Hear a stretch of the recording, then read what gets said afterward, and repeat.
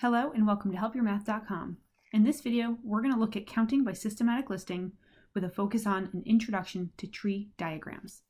So when we're talking about counting by systematic listing, there's one-part tasks and two-part tasks and three-part tasks.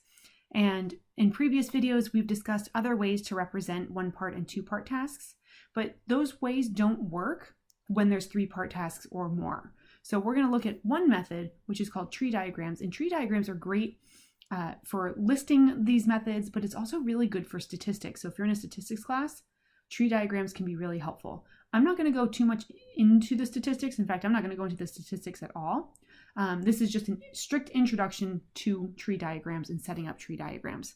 But do know that there are a lot of uses for these tree diagrams. So what is a tree diagram? Well, it's just one more way that we can list all the possible outcomes. A tree diagram consists of branches that display all combinations of a situation. We can have them vertically here, or we can display them horizontally like we see on the right. This way, horizontally, is much, much more common for our tree diagrams. I don't think I've ever seen a tree diagram displayed vertically, but it is a possibility. Okay, so how do we set up a tree diagram? Let's look at an example. Alvaro has the choice of vanilla, chocolate, or strawberry ice cream. He then must choose a topping of either rainbow sprinkles or hot fudge. How many combinations does Alvaro have to choose from? So in this case, we're going to just start off with just our main branch, and I'm just going to draw an ice cream cone. And we should all note that I'm a really good artist, as you can tell. So there's my ice cream cone, or actually it's Alvaro's. For the first set of branches, we're going to put one of the options, sets of options. So for the first branches, we're going to put vanilla, chocolate, strawberry. So we need 3 branches to represent the 3 different flavors. And I'm going to just abbreviate to V, C, and S. If it was vanilla, chocolate, and chocolate chip, we couldn't use C and C again. You would have to use a third letter just so that it's unique. Okay, so then what we do is we put the next set of options as branches off each of the original branches. So we have our flavors here, but then the next option is the toppings. So we list the toppings here, and he can either have rainbow sprinkles or hot fudge. And what this means is that if we go up the ice cream cone, this is vanilla flavored with rainbow sprinkles. This is vanilla with rainbow sprinkles. If we look at the next branch, that's vanilla with hot fudge. Vanilla and hot fudge. We're going to create another set of branches off the chocolate where we have rainbow sprinkles or hot fudge. And so then we would have here chocolate with rainbow, chocolate with hot fudge.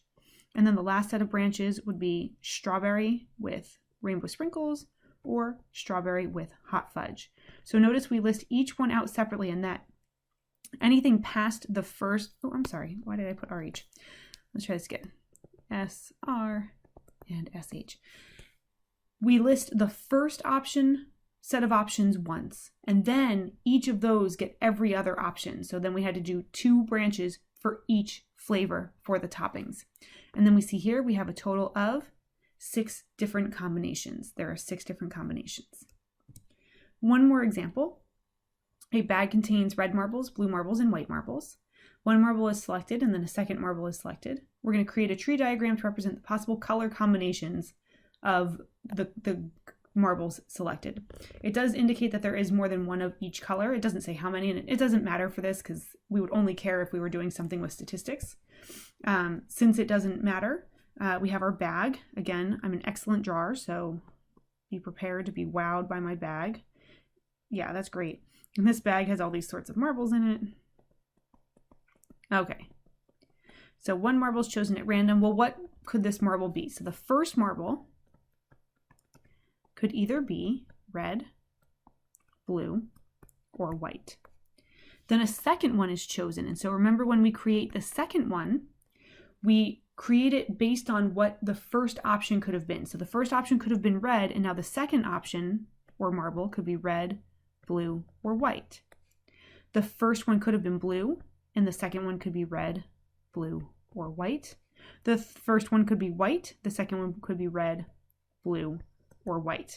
So again, for each of the second options, we list it after each of the first possibilities. And then so our options are, so the possible combinations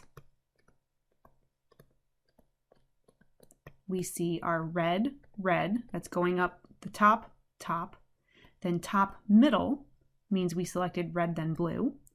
Then red, then white, red, white. Now to the middle one, we could have selected blue, red, blue, blue, or blue, white.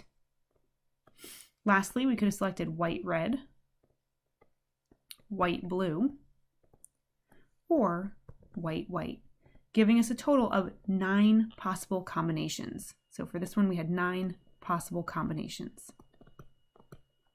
This was a very brief introduction on tree diagrams. Thank you for stopping by.